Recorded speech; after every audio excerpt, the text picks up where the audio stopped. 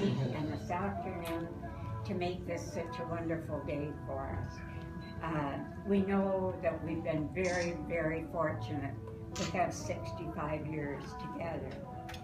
We appreciate everything that the family has done for us and to make this a day that we'll never forget. Everyone has been so good. I understand it started when Janice did her jobs, and then she started to give out orders to everyone else.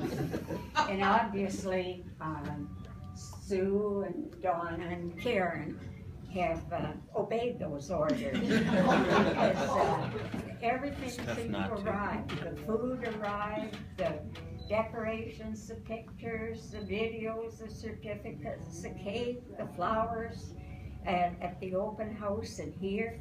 And then the punch, what else? Setting up the tables, Amanda's lovely card box, and everything. I understand some of the men were even working before the ceremony. Anyway, and we also have been so lucky to have Carolyn adding so many extra touches here for us. The place cards and the decorations. Carolyn has been wonderful.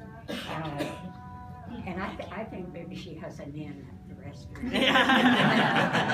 So, but I usually try to know everything that's going on.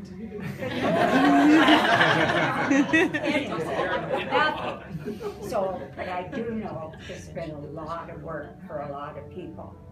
And we're glad to be with you tonight. And we're sorry that Ryan and Pat and Chris can't be with us. And my maid of honor, Helen Cousins, was not able to come tonight. And thanks everybody for everything.